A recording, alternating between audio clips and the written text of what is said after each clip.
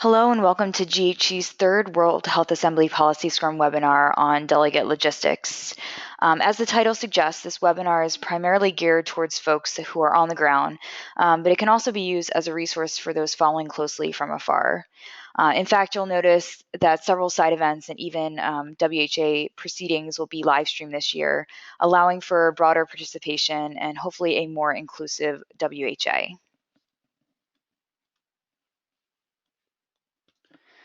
My name is Liz Colway, and I manage external affairs and operations for Global Health Council. I've coordinated GHC's WHA delegation for the last 3 years, and I will be leading today's webinar with some help from my colleagues at GHC, as well as a repeat GHC delegate, Dr. Inan Shanker. Please note that we will be recording today's webinar, and we will send out slides and highlights from the webinar by the end of the week.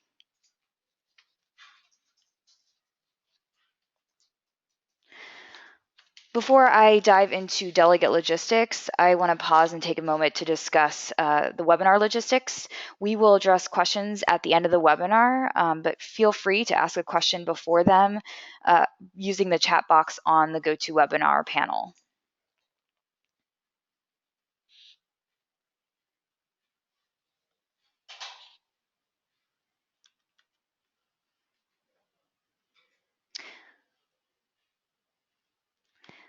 This slide just shows a quick agenda for today's webinar. I'll get started by talking about GHC's preparations for WHA, including some of our side events that are coming up with our members and partners, as well as communications both in advance of WHA and then also during WHA. My colleague Danielle Heiberg will talk through some guidance for GHC delegates with key talking points, the process for submitting statements, and then I will talk a little bit about collecting your badge, which is your credential into the grounds of the PALAIS.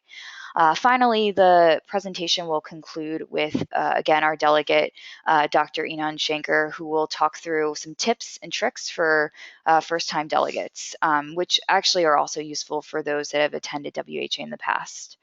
And then, like I said, we'll have about 5 or 10 minutes for some Q&A, and then we'll close out the webinar.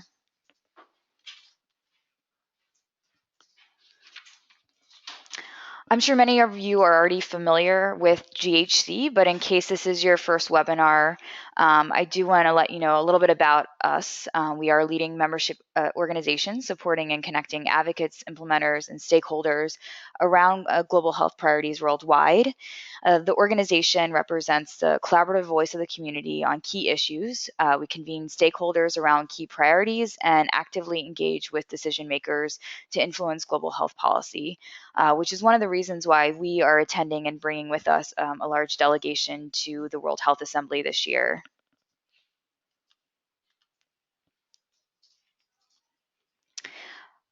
So as for our preparations in advance of WHA, I want to first of all thank everyone who's participated so far on our WHA Policy Scrum series. We've hosted 2 webinars, one on civil society engagement with WHO and another on health system strengthening that took place in the last few weeks. If you still want to review those scrums, you can find recordings and PowerPoint presentations on our website here with this link. We will have one final scrum that will take place actually next Tuesday at a different time, 2:30 p.m. And we've invited senior officials from the U.S. Department of Health and Human Services, the Office for Global Affairs, to join us. They will be sharing some priorities for the U.S. delegation and answer any questions that you may have. Feel free to share questions in advance of that webinar to events@globalhealth.org, and we will try to address all of them. In addition, GHC and several of our delegates and members will attend the upcoming HHS WHA stakeholder listening session, and this will take place on this Friday, May 11th. And it allows the community to offer prepared statements, again, to the Department of Health and Human Services. Although registration for this session is now closed, you can still submit written comments of any length to their office until May 17th. GHC will be attending, and we're going to be offering statements on WHO's 13th Global Program of Work, global health security, and the upcoming high-level meeting on NCDs. And we will share these statements with our listserv next week.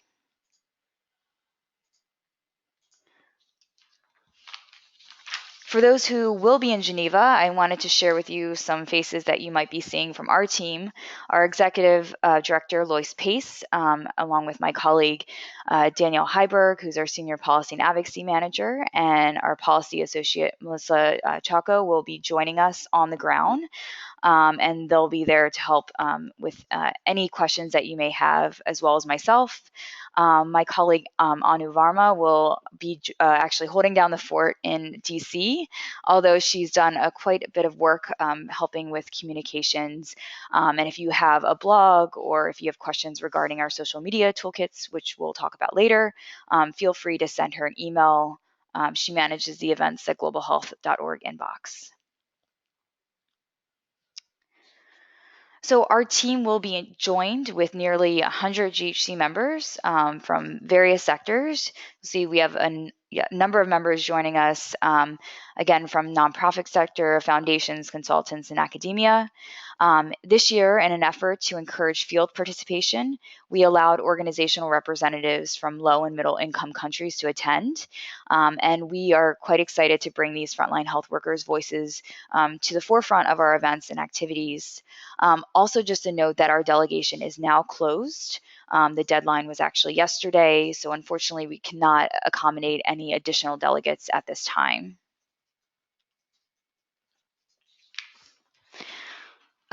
We'll get into a lot of details later regarding WHA, but I did want to provide some fast facts about the assembly.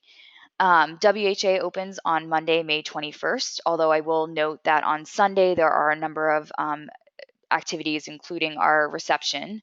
But the main proceedings begin at 9:30 on Monday, and they will close on Saturday, May 26th. So they're actually closing a little bit earlier than they have in years past. The working hours are from 9 a.m. to 12 p.m. and then again from 2:30 to 5:30 p.m. And there are usually a number of official side events which are on the grounds of the Palais that occur at lunchtime and then in the evening. And finally, the official proceedings, like I mentioned, happen on the Palais des Nations. And like I think mentioned before, you need a credential to get on the grounds. So I believe most of the people on the phone are delegates, but if you're not, then you'll have to find a credential to be able to attend these proceedings. I wanted to point out a few events that GHC is co-hosting in partnership with our members and partners.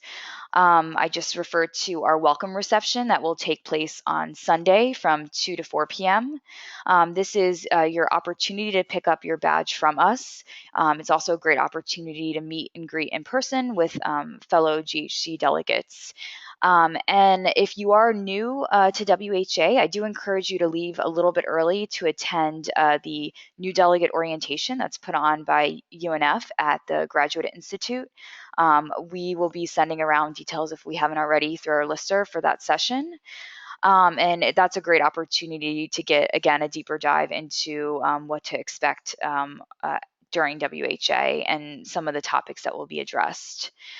On Monday, we'll be hosting an event at the Geneva Press Club on global health security.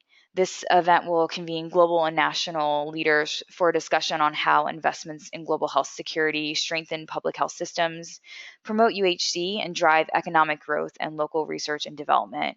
The event will also outline the best case for investment in health security, explore how to scale up innovative programming at the country level, and provide recommendations on increasing country ownership and domestic buy-in for health security. And we're excited to be joined by Dr. Tom Frieden, who is the former director of CDC, and he'll provide some opening remarks for that event. On Tuesday, we'll be hosting or co-hosting an official side event on the grounds of the Palais with a number of partners. And This special event will serve as an opportunity to foster dialogue and build consensus among member states, civil society representatives, and WHO officials around ways to enhance civil society engagement in pursuit of the triple billion targets that were articulated in WHO's 13th General Program of Work. We're hoping to have some high-level folks join us, including Dr. Tedros, who we've invited to provide some opening remarks. We definitely encourage anyone to tweet at Dr. Tedros and encouraging him to participate in that session. I know he responds a lot to civil society, so we'd love to have his participation for that event. On Wednesday afternoon, we'll be hosting an event from the ground up on NCD's TB and resilient health systems.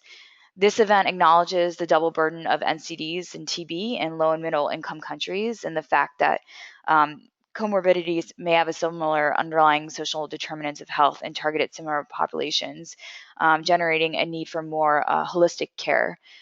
Therefore, panelists will identify proven effective methods of integration and how this can be implemented within the UHC agenda.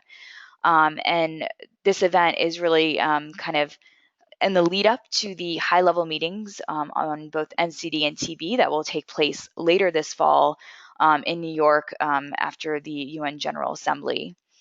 There will be a welcome from our Executive Director, Lois Pace, and we're excited to have keynote remarks from a patient advocate.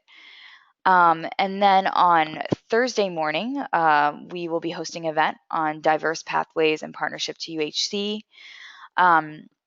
which focuses beyond, or we'll be talking about the affordability of UHC and also how to finance it at the local and national levels, and also ensure that there's access at all of these levels.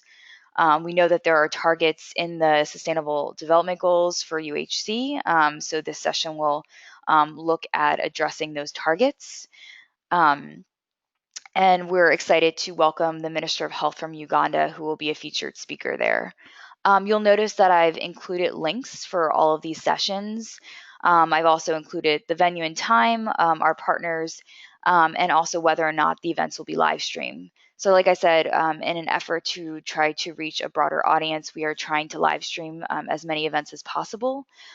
We're not sure if we'll be able to live stream the one in the Palais, although we will be live tweeting from all these sessions. So hopefully you can follow along if you're not able to attend these particular events.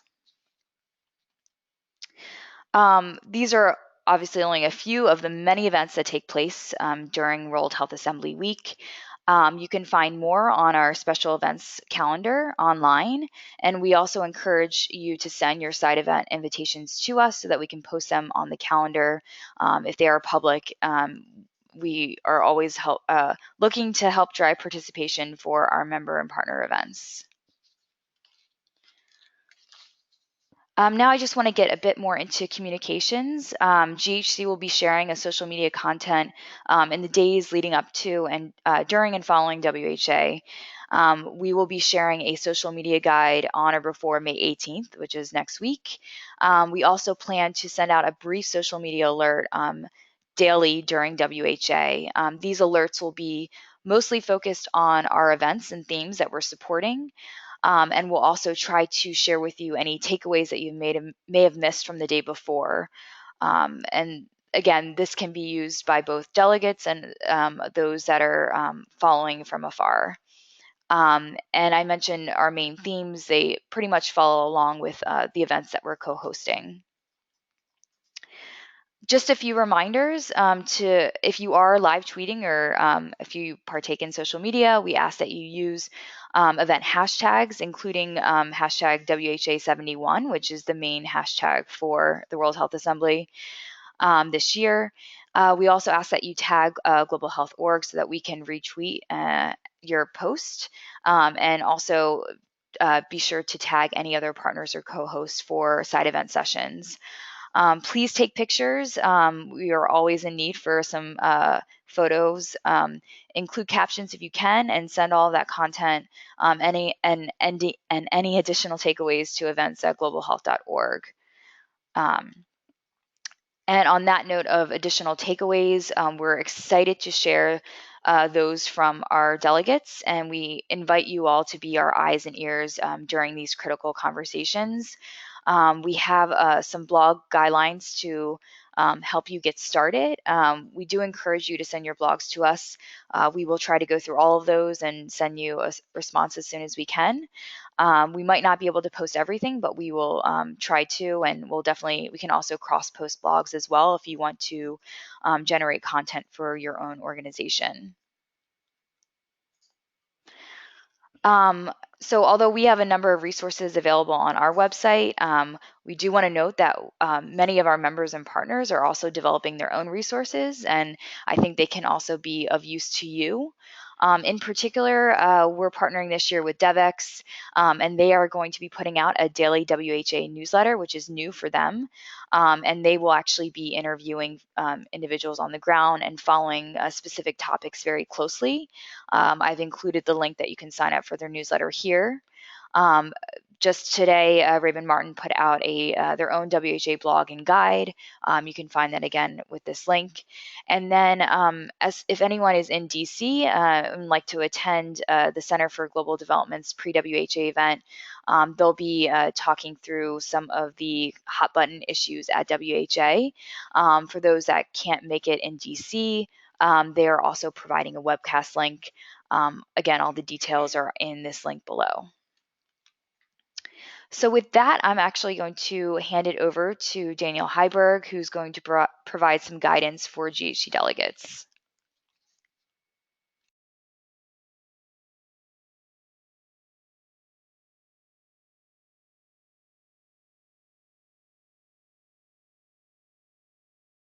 Great, thanks.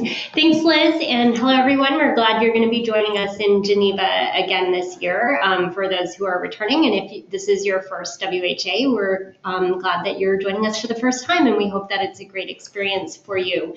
Just to walk through one or two things about being in Geneva and at WHA. It's an event-packed week, and it can get to be quite hectic, but we think everyone does get a lot of benefit out of the side events and then getting in to see some of the actual sessions of the committees. Just one thing that we do like to bring up, whether you're attending as an individual GHC member or whether you work for an organization that's a member of GHC, you are officially on the Global Health Council delegation, and we understand that everyone does have certain global health issues and priorities that they will be discussing and following along during the week, but just want to reiterate the fact that you are attending as one of GHC members, and so we do try to elevate all global health issues, not just one particular priority or sector. We have provided here our mission and vision statement as well as our principles if you'd like to review them, but I know we've gone through a process of making sure everyone on our delegation is aligned with what we are hoping to achieve. The next point is always I think it's semi-exciting because this is an opportunity for us to have our voice heard with the assembly. We are able, GHC itself is able to submit statements that can be read on the floor of the committees, so either Committee A or Committee B. We do have some guidelines that are put into place by WHO, which means that we are only allowed to submit one statement per agenda item, and they are pretty strict on the word count. I think it's actually like 2,000 characters, and they're really strict about that. So what we've done this year in a way to streamline the submission of statements is we have had those of you on our delegation sign up ahead of time on the statements that you're interested in submitting and have connected all of you together to be working on that one joint statement. If you have not yet signed up to do a statement, please do let me know as soon as possible. That's because many of these groups have already started to craft statements, and I think a few of them are already done. So if you do want to be part of that process, I do need to know ASAP. And believe I don't see the address, the email address on the slide, but you can send it to advocacy@globalhealth.org, or if you even send it to events@globalhealth.org, it will get to me. And again, this is a great opportunity for us to have our voice heard. So, even if you submit if you're going to submit a statement, we do need to make sure we have readers that are available to read them on the floor. That's something that we can definitely help to coordinate with you. We've lost the audio. Sorry. Oh. I wonder if can you hear me? No. You want to? Apologies for that. We had a little technical difficulties. I think I'm back on. Again, just to reiterate that any statement that is submitted to WHO, and in order to have it be part of the official record, we do need to have it read on the floor, and GHC can help coordinate that with you. We do ask that you provide a name of a volunteer to read it. But sometimes we recognize that the schedule gets a little behind and the person you designated is not available. So we will work with you to the best that we can to find somebody else. And Liz has provided the link here for where the daily journal, as well as which contains the agenda for that day, can be found during the proceedings. I believe they also have made some significant upgrades to their app, which will also include the daily journal, and that helps you to follow along with the proceedings, especially if you're going to be submitting a statement to be read. Oops, sorry. Okay. One other thing that we've done fairly successfully in the past is we have gathered our delegates generally in the briefing or in the morning, excuse me, to just do a pre-day briefing to go over the agenda for the day, to share any insights that we may have learned from the day before. We'll be sending around a poll to see if delegates are interested in doing that. And again, you don't need to be part of our official delegation. If I know there's a number of organizations who send some people through us and others not through us, everyone's welcome to attend. We highly encourage this. It's a great opportunity for us to gather and just discuss what's going on. It's for those of you who've been there in the past, you know it's difficult to be in more than one place at once, and there's a lot of things that you might miss, so it's a great opportunity for that. In addition, just to go along with that, if you do have any intelligence, anything you've heard or seen at a side meeting that you'd like to share with our larger delegation, please do let us know. We'll be sure to either include that in the email briefings that will be going out, or we can bring it up in the delegate briefings that we may have. Great, thank you so much, Danielle. And actually, on that note of sharing any intel, also feel free to share it with our WHA listserv, which hopefully many, if not all of you, are already part of. It's a Google listserv. I know there are some restrictions for organizations, so please let us know if you haven't been receiving messages. Sometimes we're able to also include your personal email on it to make sure that you're getting them. And also, all important kind of delegate communications will be sent through this channel, so it is important that you're able to access it through some means. So again, let us know. You can email events@globalhealth.org if you're not already part of that listserv. A couple other important notes. The letter of credentials for our delegates. We sent around our version yesterday to make sure there weren't any significant changes needed. I know we've already heard back from a few folks that did have some changes. So please, if you notice that, especially if your name is spelled incorrectly on that letter, please let us know as soon as possible. We need to make updates to the system so that we ensure that your badge reflects what's on your passport. So again, please let us know as soon as possible if you have changes there. Also, please, I will be sending out a final version of the letter by the end of the week. Please print out this document and bring it with you. You're supposed to have it with you at all times when you're on the grounds of the Palais. I've never been asked specifically for it, but I think it's always good to have that as a backup document. And if you are not picking up your badge at the reception, then you will actually need it in order to get it from WHO headquarters. Other information about our presence at WHA can be found on our WHA microsite, which is listed as the last link on this slide. So again, just a note on collecting badges. You can pick up your badge at our welcome salon at Hotel Royale. I know not everyone makes it in by Sunday afternoon, so if you have a colleague that's arriving earlier or someone else that can pick it up for you, that is also fine, but make sure that they let us know that if you're picking up someone else's badge, you have to let us know so that someone else isn't coming around looking for their badge when it's already been picked up. We will return all unclaimed badges to WHO headquarters, to the reception desk, hopefully on Sunday evening, if not first thing Monday morning. So do not ask me where are your badges. They will be all at headquarters.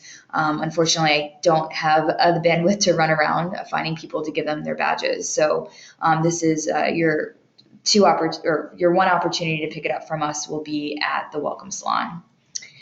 And like I mentioned, you need your letter of credentials to pick up that badge, as well as a proof of identity like a passport. And you have to show your WHA badge to get onto the grounds, and you should wear it at all times when you're on the grounds of the Palais. Just a couple other final notes. There will also be the 143rd session of the WHO Executive Board immediately following the WHA, the following Monday and Tuesday. You do need a separate credential in order to attend these meetings. Please let us know if you would like to attend, and we can get you registered, and let us know by next Monday. The meetings, I believe, take place actually at Geneva headquarters, not the Palais. So that's an important note for location purposes. And with that, I will again pass the baton at this time to Dr. Inan Shanker. He is a senior global health consultant and a longtime member of GHC. He's been on our delegations annually. As a former WHO staff member in Geneva, he's well versed in WHA procedures. And he's volunteered to highlight some opportunities for effective participation of GHC delegates at WHA, and he'll also offer some valuable tips and insights. So over to you. Thanks so much, Liz, and I hope you could help me with just changing the slides as we go.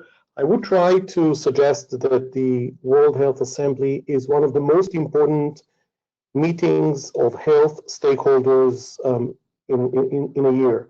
This is the coming together of policymakers, of the WHO, senior management, as well as technical teams.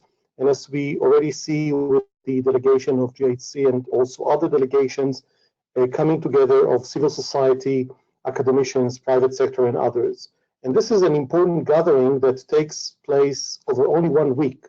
So one needs to be really prepared in advance and know exactly what is on your plate in terms of interest, in terms of meeting people, as well as the organization of your life during this week in Geneva, because we walk a lot, we need to take care usually of our own food, and in any other way, be really trying to prepare yourselves in advance, those even who have been before. I'm speaking to you out of Geneva at the moment, and can guarantee, as I've looked around the Palais today, that everything is getting well prepared for the end of the month.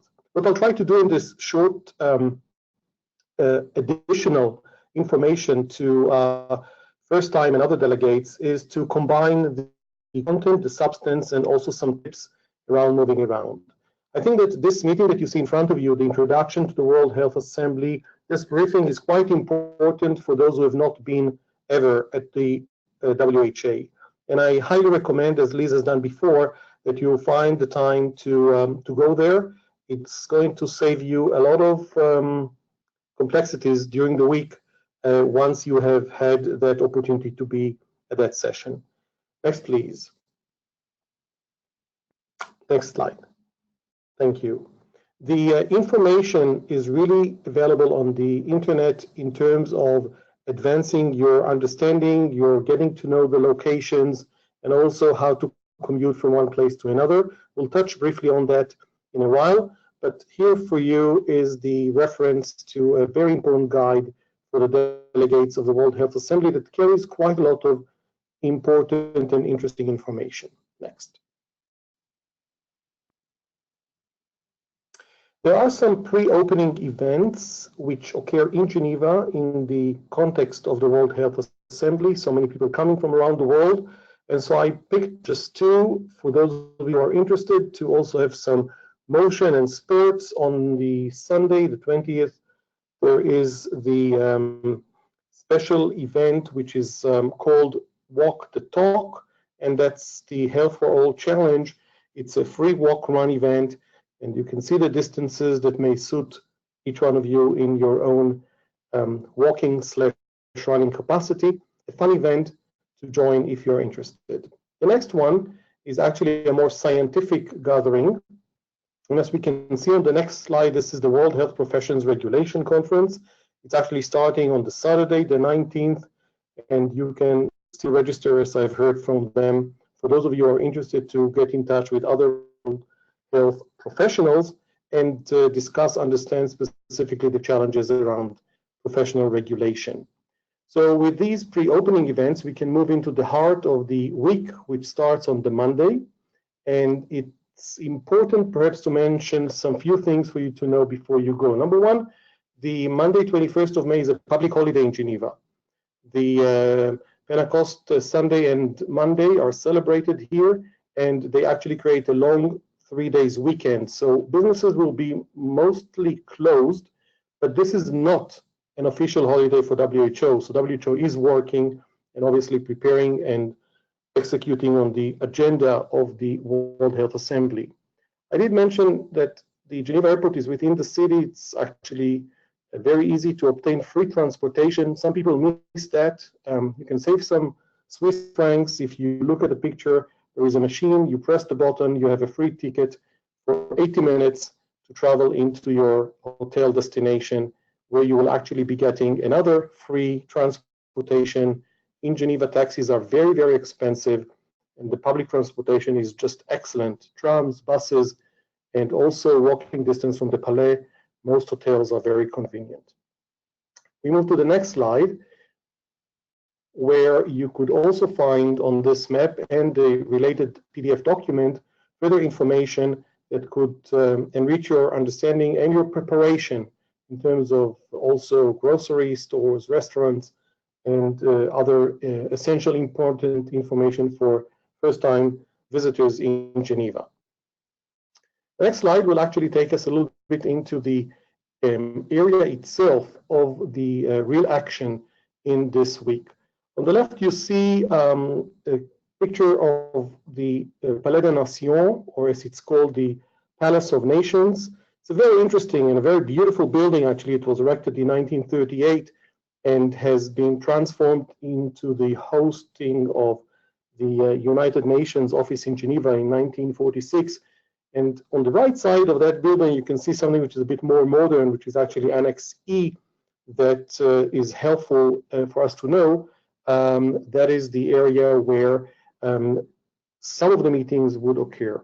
This very busy slide is benefiting those who are interested to understand the inside halls and corridors and bridges within the Palais des Nations. Again, a lot of walking between different sessions. I'll indicate only 3 points of interest here. More or less in the middle of this picture of this slide, you see Building A. This is where the assembly hall is held. You will find yourself coming from the main entrance of the Palais, going through security and going down the stairs to meet door A15, which you can see on the right side of Building A. That's the main entrance to that building. If you walk down the well-paved areas to Building E, you will be able to experience the more modern part of the Palais des Nations.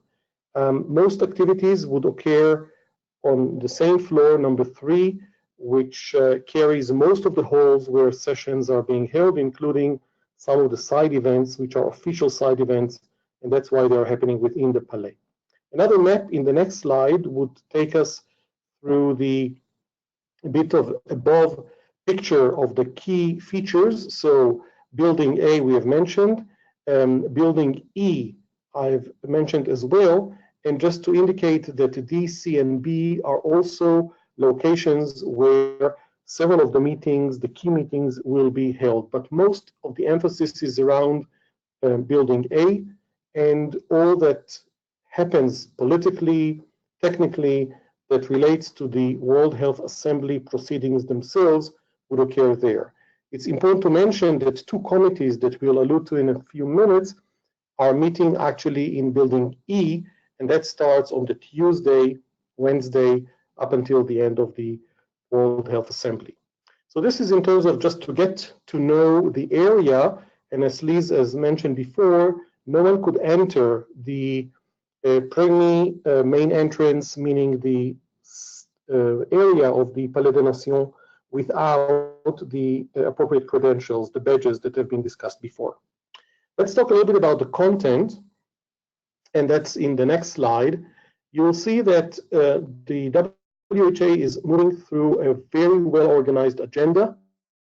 The provisional agenda and related documents are already online. On the right-hand side of the slide, you can see the reference and actually have access to most of this information that seems to be very technical and in somewhat a bit boring, but as every political organization, and this is basically the Congress, both houses of the Congress of the United Nations World Health Organization.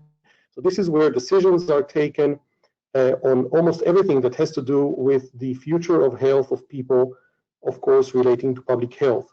The journal, which you see on the left side, the dates where it's appearing, the first journal will appear on the 21st of May, is the day-to-day schedule with some changes, with some more details. And I suggest to you to actually have a good look at that. It will be published online already on the 20th of May, and it would guide you very specifically to those areas that you'll be interested in observing during the World Health Assembly. I picked two documents, and that's the next slide, just to indicate how these documents look in real life. So you see on the left side a very important document, which is actually the plan of action and the plan of work for the WHO between 2019-2023. This is already Dr. Tedros' vision, mission, and how he would like to see the organization that he is leading in the next years. I will quote to you just one sentence from the first page of the program, which is actually his vision on health. He writes, "Health is a human right. No one should get sick or die just because they are poor or because they cannot access the services they need." That's Dr. Tedros, and the whole document since 5th of April is outlining exactly how he and the WHO would act on this vision that I've just read to you. But in a very equal way, I would ask you to pay attention to the document on the right side of the slide, which is titled Global Snake Bite Burden. And one could say, same level, same documentation, no preference. Well, I don't know if you know, but 79,000 people have died in 2016 because of snake bites. About 400,000 people have had disability, including amputation. So yes, some areas of concern of people living in less developed countries do come on the agenda of the WHA, and they are considered as seriously as the work of the Draft 13 General Program of Work in the next years of WHO.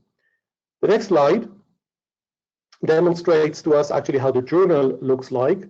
You could see that this is from last year, because obviously the address by Dr. Margaret Chan, which is the first line you could read, Dr. Margaret Chan has been replaced by Dr. Tedros. The journal, as I said, is outlining specific times, and I suggest that you try to follow not just the first one, but also every day before you actually depart your hotel or lodging to the Palais to see changes that have occurred and highlighting of interesting meetings that you might have skipped in your preparations. The next slide is about our ability to understand what is happening, a little bit of the machinery. So you see here a picture of the ground floor of the assembly. That's where the area is restricted only to the government delegations. I just sat in front of Brazil, no special preference whatsoever, but also look at, on the right side, the galleries. So there is a special gallery for the press, and on the 5th floor, this is the gallery where we are allowed to sit, civil society, with our badges. For the committee A and B seating, there are some rooms, some spaces reserved again for civil society members and delegations like ours on the 2 wings of the rooms. You'll know that very easily when you're there. But while committee A and B, you're very close to the delegations, please note that this is a huge assembly hall. And I think that in the next slide, you will see some few tips how to make your sitting there available, as well as also useful. So we are allowed to bring in laptops or iPads, cell phones. There's free internet. What we are not allowed to bring in is food and drinks. And obviously, we need to pass through very heavy security, perhaps the heaviest since the World Health Assembly has been meeting forever. Because we are on the 5th floor, and you can see more or less how high the 5th floor is related to the ground floor, I suggest to you to bring small binoculars. So you'll be having a better and sometimes funny and interesting look at what's happening down below. It's important to mention perhaps that there is very limited and quite expensive food options. So bring along some snacks for yourselves. These are long days, and not always you're having access to food. This slide is also a little bit about technical tips. We are talking about the formal discussions that are held at the assembly hall. We've just covered that. And the 2 subcommittees which are in building E, Committee A deals with strategy, with technical matters like snake bites, etc., with priorities of WHO. And Committee B is more around HR, budget, audit, staff members issues, just for you to have a distinction between the 2 committees. And their schedule is obviously also detailed and announced. What I found in my participation in past delegations is that I gained many new friends, contacts, and networking during the assembly is perhaps an enormous benefit. There are few places where this could happen, and if you would like to have just a quick, quiet chat with someone you know,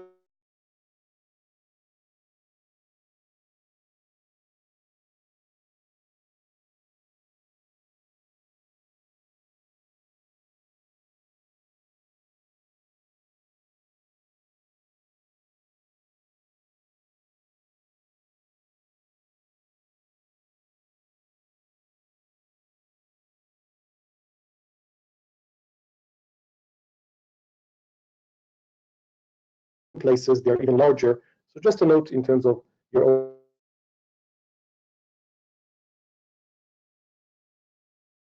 Enam, we're having a little bit of issue hearing you. I think we lost your audio. Can you try talking one more time?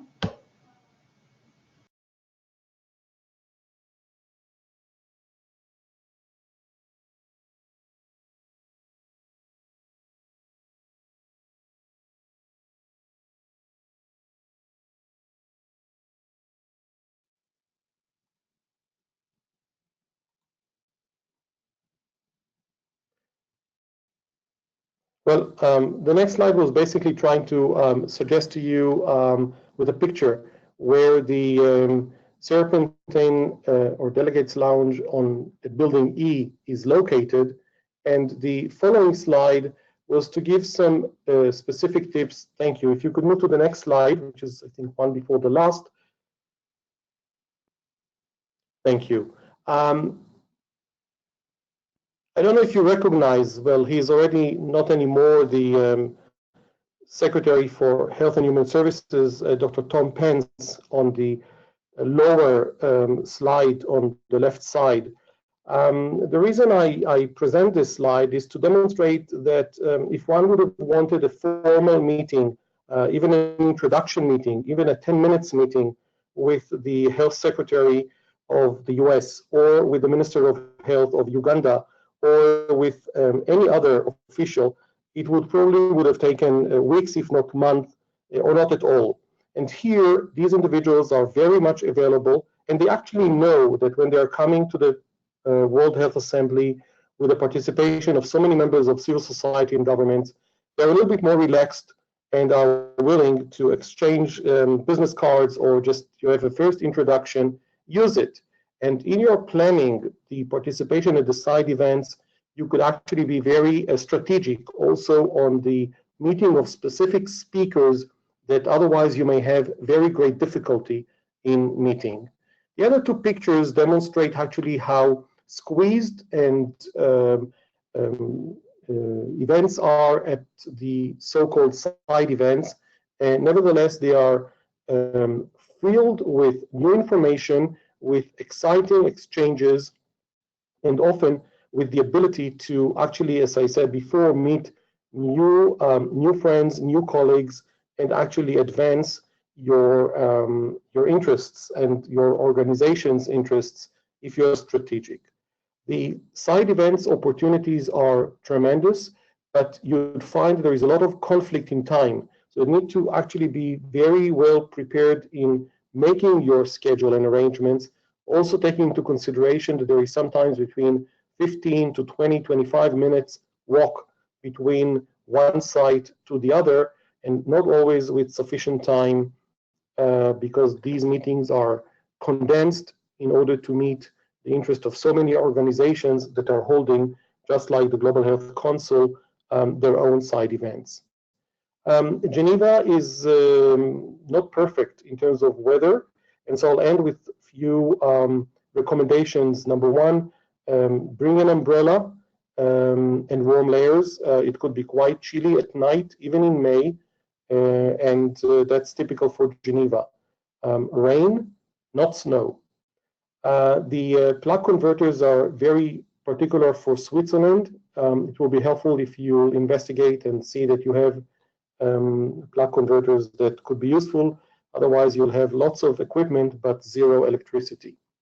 Business cards, still this old form of introducing ourselves and providing contacts is very valid, and definitely when you are to meet many people from different development levels, there are less developed countries, more developed countries, business cards still play the trick, and it's useful to have a sufficient number of them to be handed out. We are in a difficult time in our world, terror, emergencies.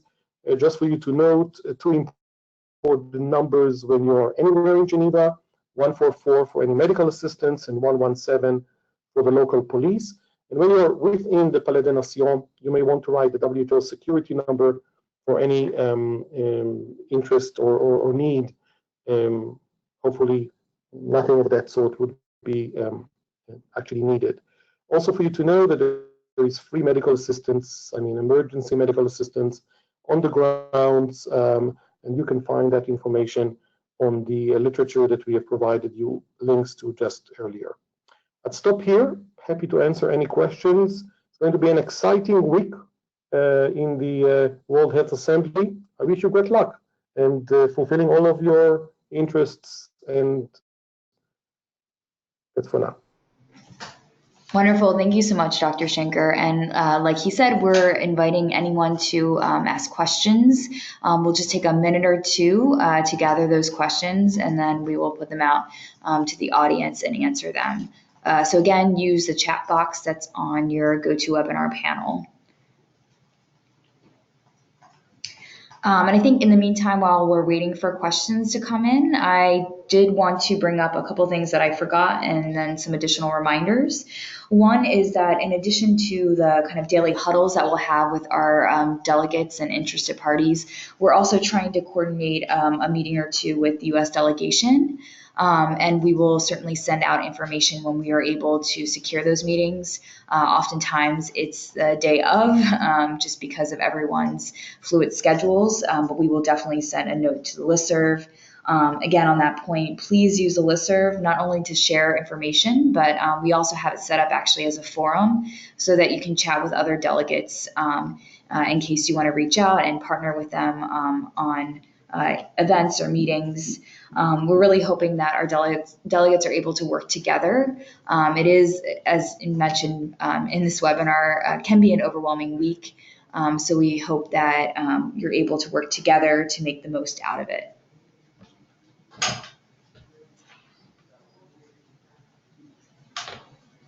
And we do have, it looks like, a couple questions coming in. Can we get a guiding draft for the GHC statements that you are going to be submitting? Yes, that link is actually in this presentation, and we will send out the presentation along with some highlights in the notes within the next day or two.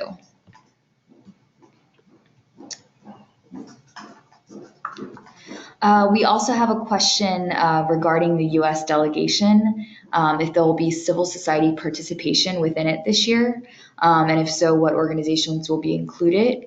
I am not aware yet of who is on the delegation. They may not be sharing that list with us. That could be a question that we pose actually next week on our Scrum with the Department of Health and Human Services. So I'll submit that question to them. And as for whether or not the next week's Policy Scrum invite has been sent out, you can actually access it using the same link that you used to sign up for this webinar. And there should be an option to choose a webinar for May 15th, and you can register there.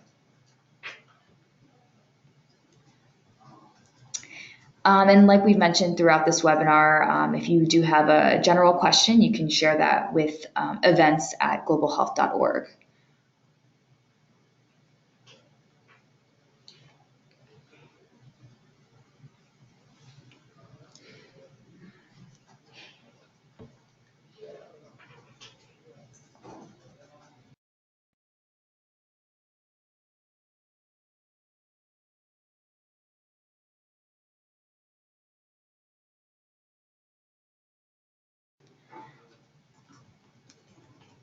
We still have a few more minutes, so taking any last minute questions that you might have. If you think of something later, just let us know.